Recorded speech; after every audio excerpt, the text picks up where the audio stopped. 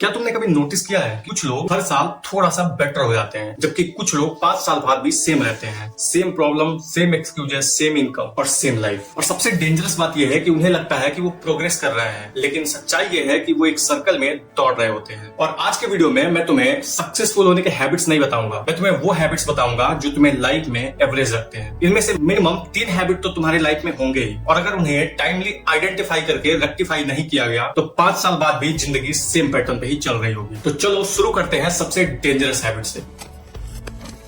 Entertainment आज के time पे कोई ब्रेक नहीं रह गया है, ये एक लाइफ स्टाइल का हिस्सा हो गया है। YouTube, reels, Instagram, shorts, Netflix, बहुत सारे ऐसे मीडियम मिल गए हैं जहां पे हम 24/7 चाहे लो इंटेंसिटी के साथ ही क्यों ना हो इंडल्ज जरूर रहते हैं। हमारे लाइफ का हर फ्री मिनट सिर्फ एंटरटेनमेंट के लिए ही जा रहा होता है, और इससे धीरे धीरे हमारा लाइफ थोड़ा भी डिफिकल्ट काम करना अवॉइड कर चुका है। और इसका कॉस्ट ये है कि हमारा फोकस कंप्लीटली जा चुका है, पेशेंस जा चुका है, और डीप थिंकिंग का पैटर्न ही खत्म हो गया है। तुम 30 सेकंड की रील्स देख सकते हो, लेकिन 30 मिनट की बुक कंटिन्यूअसली नहीं पढ़ सकते हो, और यही सबसे डेंजरस सिग्नल है। तो इसका सॉल्यूशन क्या है? सॉल्यूशन ये है कि एंटरटेनमेंट को लाइफ स्टाइल का हिस्सा न बना के इसको एक रिवॉर्ड के फॉर्म में कन्वर्ट करो। 2 घंटे का डीप वर्क, फिर 20 मिनट का एंटरटेनमेंट। पहले क्रिएशन, फिर कंजम्पशन। एक सिंपल सा रूल रखो, अर्न योर डोपामिन। लेकिन एंटरटेनमेंट सिर्फ तुम्हारा टाइम ही नहीं खाता, वो तुम्हारी थिंकिंग कैपेबिलिटी पे भी अफेक्ट करता है, और यही ले जाता है हमें अपने नेक्स्ट सेक्शन की ओर।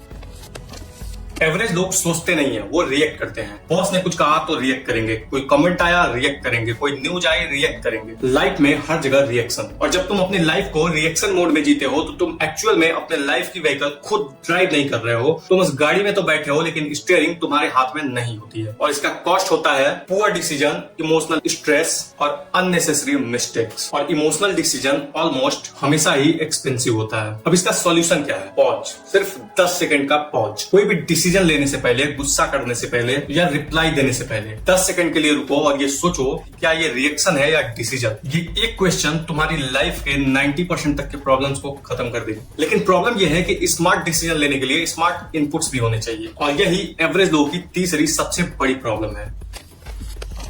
सच सच बताओ कि आखिरी बार तुमने पूरी बुक कब पढ़ी थी? मैक्सिमम लोगों का जवाब होगा कि कॉलेज में, और उसके बाद सिर्फ हेडलाइंस। प्रॉब्लम ये नहीं है कि लोग पढ़ नहीं रहे हैं, प्रॉब्लम ये है कि लोग शैलो कंटेंट कंज्यूम कर रहे हैं। और पढ़ने से तुम्हारी इंटेलिजेंस नहीं बढ़ती है, पढ़ने से तुम्हारा पर्सपेक्टिव चेंज होता है, और पर्सपेक्टिव बेटर डिसीजन को इंप्रूव करती है। तुम्हारी प्रॉब्लम ये है कि तुम वही सोच रहे हो जो सब सोच रहे हैं, और जो सब सोचते हैं वो सिर्फ एवरेज लाइफ ही बना सकता है। अब इसका सॉल्यूशन क्या है? रोज सिर्फ 10 पेज, बस 1 घंटा नहीं, सिर्फ 10 पेज। साल में लगभग 10-12 किताबें, और साल के 10-12 किताबें एक आदमी को एवरेज आदमी से अलग तो कर ही देती हैं। लेकिन नॉलेज भी सिर्फ तभी काम करेगा जब आपकी बॉडी सही रहेगी और सपोर्ट करेगी, और यही नेक्स्ट ट्रैप है।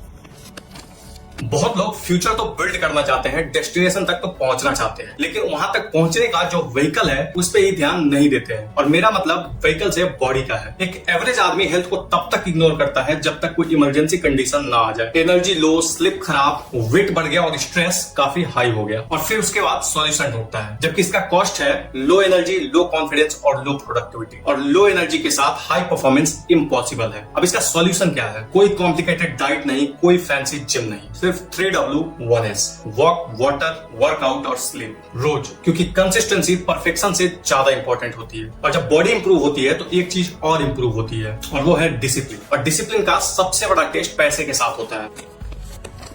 ये सबसे साइलेंट केयर है, क्योंकि इसका डैमेज तुरंत नहीं दिखता, टाइम के साथ दिखता है। सैलरी आई, खर्च हो गई, कोई सेविंग नहीं, नेक्स्ट मंथ फिर यही चीज रिपीट। और प्रॉब्लम यह है कि इनकम तो बढ़ रही है, लेकिन नेटवर्थ बिल्कुल भी नहीं। और इसका कॉस्ट ये है कि फ्रीडम डिले होती रहती है और स्ट्रेस बढ़ता रहता है, और तुम जॉब के स्लेव बने रहते हो। अब इसका सॉल्यूशन क्या है? सिंपल रूल रखो कि इनकम का पहला हिस्सा तुम्हारे फ्यूचर वाले वर्जन के नाम, बाकी दुनिया बाद में। पहले सेविंग, पहले इन्वेस्टिंग और बाद में स्पेंडिंग। अमाउंट छोटा हो सकता है, लेकिन हैबिट छोटी नहीं होनी चाहिए, क्योंकि वेल्थ एक इवेंट नहीं, हैबिट का रिजल्ट है। और अब सबसे important realization, average life accident से नहीं बनती है, हैबिट से बनती है। Entertainment addiction, reactive thinking, no reading, poor health और नो फाइनेंशियल डिसिप्लिन, ये सब छोटी चीजें लगती हैं, लेकिन 5 साल के बाद यही तुम्हारी रियलिटी बन जाती है। और याद रखना कि एवरेज होना कोई मोमेंट नहीं होता है, वो एक स्लो लीक है, रोज थोड़ा थोड़ा। और सक्सेसफुल बनना भी एक सडन जंप नहीं है, एक स्लो क्लाइंब है। तो कमेंट में लिखो I refuse to be average, और साथ में वो एक हैबिट भी लिखो जिसे तुम आज से चेंज करोगे, क्योंकि लाइफ एक दिन में तो नहीं बदलती, लेकिन डायरेक्शन एक दिन में जरूर बदला जा सकता है। और याद रखना, ये लाइफ का मंत्र होना चाहिए कि मुश्किल था पर कर लिया।